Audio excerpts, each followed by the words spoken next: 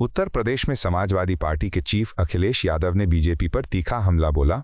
उन्होंने कहा कि पिछले 10 सालों में बीजेपी सरकार के दौरान बाबा साहेब भीमराव अंबेडकर की कई मूर्तियों को नुकसान पहुंचाया गया है।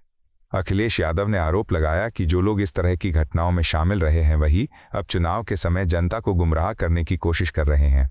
उनके मुताबिक यह सिर्फ राजनीति करने का तरीका है जिसमें भावनाओं को भड़काकर वोट लेने की कोशिश की जाती है।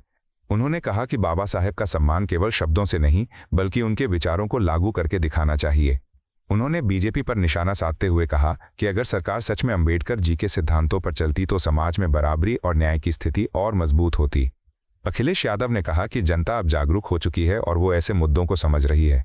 आने वाले चुनाव में लोग सच्चाई के आधार पर फैसला करेंगे और दिखावटी राजनीति को जवाब देंगे। भारतीय जनता पार्टी की सरकारों में और 10 साल की सरकार में सबसे ज्यादा बाबा साहेब भीमराव अंबेडकर जी की प्रतिमाएं तोड़ी गई हैं और आज वही लोग जो तोड़ने वाले लोग हैं वो बजट दे करके चुनाव से पहले एक झूठा संदेश देना चाहते हैं। लेकिन उत्तर प्रदेश की जनता समझदार है, सावधान भी है इनके साजिश और षड्यंत्रों से। दिल्ली देहरादून एक्सप्रेसवे को लेकर दिल्ली की मुख्यमंत्री रेखा गुप्ता ने इसे एक बड़ा विकास बताया है।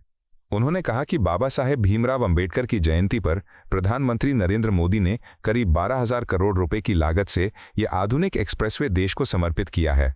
रेखा गुप्ता ने कहा कि इस एक्सप्रेसवे से यात्रा का समय काफी कम हो जाएगा। जो सफर पहले लगभग 6.5 घंटे में पूरा होता था वह अब सिर्फ 2 से 2.5 घंटे में पूरा हो सकेगा। इससे न सिर्फ समय की बचत होगी बल्कि व्यापार और कनेक्टिविटी को भी बढ़ावा मिलेगा। उन्होंने कहा कि इस तरह के इंफ्रास्ट्रक्चर प्रोजेक्ट्स देश के विकास की गति को तेज करते हैं। ये एक्सप्रेसवे दिल्ली और उत्तराखंड के बीच कनेक्टिविटी को मजबूत करेगा और पर्यटन को भी बढ़ावा देगा। रेखा गुप्ता के मुताबिक सरकार का फोकस विकास सुविधा और बेहतर ट्रांसपोर्ट सिस्टम पर है जिससे आम लोगों को सीधा फायदा मिल रहा है। ये हम सबके लिए सौगात है। बाबा साहब के जन्म जयंती पे दिल्ली को आदरणीय प्रधानमंत्री जी 12,000 करोड़ की लागत से ये अत्याधुनिक एक्सप्रेसवे जिसके माध्यम से जो 6.5 घंटे का सफ़र था वो 2.5 घंटे, मात्र 2 से 2.5 घंटे में आज दिल्ली से व्यक्ति देहरादून पहुंच सकता है। ये सच में हमारी परिवहन व्यवस्था को, हमारे रोडवेज़ को बहुत ही सशक्त करता है और दिल्ली हमेशा आदरणीय प्रधानमंत्री जी को बहुत बहुत धन्यवाद करती रहेगी। उन्होंने लगातार 1,25,000 करोड़ की जो परिवहन के माध्यम से, परिवहन विभाग के माध्यम से रोड इंफ्रास्ट्रक्चर के लिए दिल्ली को इतना बड़ा बजट दिया है।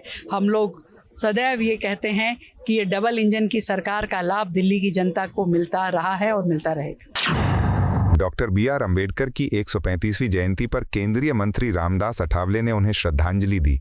उन्होंने कहा कि बाबा साहेब अंबेडकर हमारे लिए प्रेरणा के सबसे बड़े स्रोत हैं। रामदास अठावले ने कहा कि अगर बाबा साहेब नहीं होते तो आज देश और खासकर दलित समाज की स्थिति क्या होती इसकी कल्पना करना मुश्किल है। उन्होंने कहा कि बाबा साहेब ने संविधान बनाकर देश को एक मजबूत आधार दिया और हर नागरिक को अधिकार दिलाए। उन्होंने ये भी कहा कि बाबा साहेब का जीवन संघर्ष और समर्पण का प्रतीक है। उनके विचार आज भी समाज को दिशा दिखाते हैं और हमें समानता, न्याय और भाईचारे का संदेश देते हैं। अठावले ने कहा कि हमें उनके बताए रास्ते पर चलकर समाज में भेदभाव खत्म करना होगा और सभी वर्गों को समान अवसर देना होगा। यही उनके प्रति सच्ची श्रद्धांजलि होगी। बाबा साहब अम्बेडकर जी की आज 135वीं जयंती है और हमारे लिए बहुत बड़ा प्रेरणा दिन होता है। बाबा साहब अम्बेडकर ना होते तो दलितों की अवस्था क्या होती तो मालूम नहीं है। दलितों के लिए बाबा साहब ने बहुत बड़ा संघर्ष किया था। बाबा साहब ने देश का संविधान लिखा था और देश को मजबूत करने का प्रयत्न संविधान के माध्यम से हुआ है। आज पूरे दुनिया भर में बाबा साहब की जयंती मनाई जाती है। भारत के कोने कोने में बाबा साहब की जयंती मनाई जाती है और इसीलिए बाबा साहब अम्बेडकर जी को अभिवादन करने के लिए हर साल राष्ट्रपति आते, उपराष्ट्रपति आते, प्राइम मिनिस्टर आते, सभी नेता लोग आते हैं और मतलब यहाँ पार्लियामेंट में बाबा साहब के पुतले के पास यहाँ मतलब सभी लोग आकर उनको अभिवादन करते हैं। ये हमारे लिए बहुत बड़े अभिमान की बात है और बाबा साहब का सपना पूरा करने की जिम्मेदारी हम लोगों की है और एक दिन बाबा साहब का सपना पूरा हो जाएगा। देश में समानता आएगी, जाति व्यवस्था खत्म हो जाएगी और देश मजबूती से आगे बढ़ेगा, ऐसा हमको पूरा विश्वास है। जेडीयू सांसद संजय कुमार झा ने निशांत कुमार की भूमिका को लेकर बयान दिया है।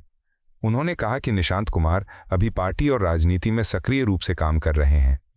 संजय झा ने बताया कि वो संगठन को मजबूत करने, लोगों से मिलने और पार्टी के कामकाज को समझने पर ध्यान दे रहे हैं। इसके साथ ही वो अपने सुझाव भी दे रहे हैं और नेताओं के साथ मिलकर काम कर रहे हैं। उन्होंने कहा कि भविष्य में निशांत कुमार कौन सा रोल निभाएंगे या पूरी तरह पार्टी नेतृत्व तय करेगा। उन्होंने ये भी कहा कि पार्टी में हर व्यक्ति अपनी क्षमता के अनुसार योगदान देता है और उसी आधार पर जिम्मेदारियां दी जाती हैं। संजय झा के मुताबिक पार्टी का फोकस संगठन को मजबूत करना और जनता के बीच अपनी पकड़ बढ़ाना है, जिसमें युवा नेताओं की भूमिका अहम होगी। सक्रिय हैं हुए निशांत कुमार सक्रिय हैं राजनीति में, पार्टी में आए हैं, पार्टी में संगठन को मजबूत कर रहे हैं, सब लोगों से मिल रहे हैं और बहुत समझदारी से पूरे पार्टी को समझने का, मिल करके सुझाव देने का उनका काम है। आगे जो भी उनका रोल रहेगा, पार्टी में हो चाहे अन्य तरीके से हो, वो पार्टी के लोग तय करेंगे, लेकिन वो पूरी पार्टी में एक्टिव हैं और लगातार लोगों से मिल रहे हैं। जल्द ही उनका आने वाले समय में पूरा बिहार का भ्रमण भी होगा। केंद्रीय मंत्री किरण रिजिजू ने महिला आरक्षण बिल को लेकर बड़ा बयान दिया है। उन्होंने कहा कि सरकार इस बिल को पूरी पारदर्शिता के साथ पेश करेगी और इसे सभी के लिए पढ़ने के लिए उपलब्ध कराया जाएगा। रिजिजू ने कहा कि नारी शक्ति वंदन अधिनियम में ऐसा कोई प्रावधान नहीं है जिस पर विवाद किया जा सके। चाहे डिलिमिटेशन हो या सीटों की संख्या बढ़ाना, हर पहलू स्पष्ट और सरल है। उन्होंने कहा कि अगर कोई इस बिल पर सवाल उठाता है तो वो केवल राजनीतिक कारणों से ऐसा कर रहा है। उनके मुताबिक यह बिल महिलाओं को सशक्त बनाने के लिए लाया गया है और इसमें किसी तरह का भ्रम नहीं होना चाहिए। उन्होंने भरोसा जताया कि ये कानून संसद में पेश होने के बाद व्यापक समर्थन हासिल करेगा और देश की राजनीति में महिलाओं की भागीदारी को मजबूत करेगा। ये सारा बिल तो अभी हम लोग अपलोड करने वाले हैं, सब लोग पढ़ेंगे।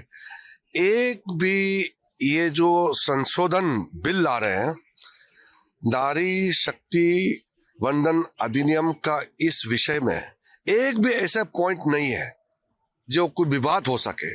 चाहे डिलिमिटेशन हो, चाहे संख्या बढ़ाने वाली बात हो, चाहे कोई भी प्रावधान, इसमें आप देखेंगे एक भी ऐसा प्रावधान नहीं है जिसको लेकर के कोई सवाल खड़ा कर सके। अगर फिर भी कोई सवाल उठाना चाहता है तो वो राजनीतिक से प्रेरित होगा, लेकिन इस बिल में कोई ऐसा प्रावधान नहीं है जिसको किसी भी रूप से आप एतराज दे सके, ऑब्जेक्शन करे, ऐसा कोई चीज नहीं। बहुत ही सिंपल, साफ एक ऐसा प्रावधान पेश संसद में करने जा रहे हैं जिससे इतिहास लिखा जाएगा। तो हमारा ये कहना है कि इसमें राजनीति ना करें और हम सब मिल करके, कोई इंडिविजुअल क्रेडिट नहीं, देश और पूरा पार्लियामेंट और पूरे पार्लियामेंट के मेंबर्स सब मिल करके नारी सशक्तिकरण के लिए कदम उठा रहे हैं। कोई पॉलिटिकल पार्टी निजी रूप से अकेला क्रेडिट लेना है, ऐसा विषय ही नहीं है। बीजेपी के प्रदेश अध्यक्ष संजय सरावगी ने राहुल गांधी पर निशाना साधा है। उन्होंने कहा कि उनके बयानों का कोई खास असर नहीं होता और लोग उन्हें गंभीरता से नहीं लेते। संजय सरावगी ने कहा कि जब देश और दुनिया में बड़े मुद्दे चल रहे थे, उस समय राहुल गांधी को देश के साथ खड़ा होना चाहिए था, लेकिन उनके बयानों से ये लगता है कि वो राजनीति पर ज्यादा ध्यान देते हैं। उन्होंने कहा कि चाहे लोकसभा हो या बाहर, उनके बयान लोगों को प्रभावित नहीं करते। बिहार और देश की जनता अब समझदार हो चुकी है और वो ऐसे बयानों को नजरअंदाज करती है। सरावगी के मुताबिक राजनीति में जिम्मेदारी और गंभीरता जरूरी होती है, जो हर नेता में दिखनी चाहिए। कोई असर नहीं, कोई प्रभाव नहीं, उनकी बातों को कोई गंभीरता से नहीं लेता है। क्या बोलेंगे, क्या करेंगे। अभी पूरे वैश्विक स्तर पर युद्ध चल रहा था और उनकी बातें ऐसा निकल रहा था जैसे उनको देश से मतलब ही नहीं, उसमें भी वो राजनीति खोज रहे। उनको तो सरकार के साथ रहना चाहिए था, लेकिन उसके बाद भी लोकसभा में उनका कोई वक्तव्य हो या लोकसभा के बाहर हो, बिहार की जनता, देश की जनता उनके वक्तव्य को गंभीरता से नहीं लेती है। कोई प्रभाव भारतीय जनता पार्टी की सरकार बनेगी बंगाल में, और वहाँ तो कांग्रेस अप्रासंगिक हो गई। बिहार के मंत्री रामकृपाल यादव ने मुख्यमंत्री नीतीश कुमार को लेकर बयान दिया है। उन्होंने कहा कि मुख्यमंत्री राज्यसभा के लिए चुने गए हैं और ऐसी स्थिति में वो अपने पद से इस्तीफा दे सकते हैं। इसके बाद कोई नया नेता जिम्मेदारी संभाल सकता है। रामकृपाल यादव ने कहा कि ये एक सामान्य राजनीतिक प्रक्रिया है और इसमें कोई असामान्य बात नहीं है। उन्होंने ये भी कहा कि बिहार के लोग नीतीश कुमार के योगदान को कभी नहीं भूलेंगे। उनके मुताबिक राज्य की राजनीति में आगे क्या बदलाव होगा या आने वाले समय में स्पष्ट होगा। तो आज की कैबिनेट की बैठक तो है, सूचना हम लोगों की है, और फिर स्वाभाविक तौर पर माननीय मुख्यमंत्री जी राज्यसभा के सदस्य चुन लिए गए हैं, तो अब वो संभवतः पद त्याग करेंगे और नया नेता होगा। मगर नीतीश कुमार जी को बिहार की जनता कभी नहीं भूलेगी।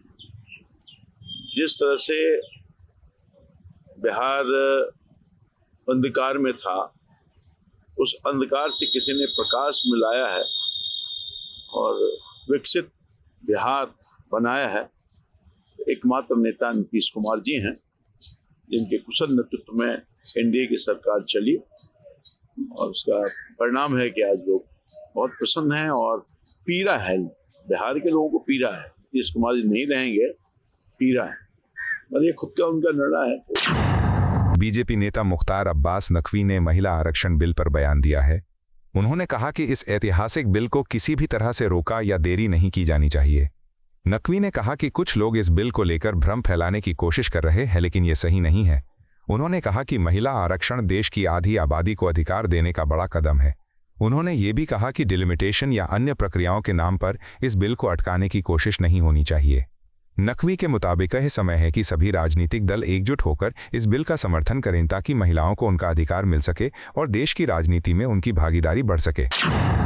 देखिए, ऐसा है कि ये जो महिला आरक्षण का ऐतिहासिक बिल है, उसको जो है वो कभी परिसीमन के बहाने, कभी आरक्षण के बहाने, कभी डिलिमिटेशन के बहाने, कभी रिजर्वेशन के बहाने किसी को भी लटकाने, भटकाने और अटकाने की षड्यंत्र साजिशें नहीं करनी चाहिए।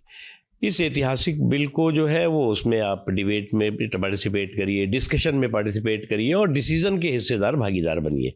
खुद प्रधानमंत्री जी ने कहा है कि आप संवाद के से, सहयोग से और सहभागिता से जो है इसका जो है वो आप सहयोग करिए, और संवाद, सहयोग और सहभागिता के ज़रिए आप इस ऐतिहासिक बिल को जो है वो पास करने में जो है वो हिस्सेदार भागीदार बने। लेकिन अफसोस की बात है कि कुछ लोग जो है वो, उनकी आदत है कि एक बहाना डालेंगे, एक बहाना खड़ा कर देंगे।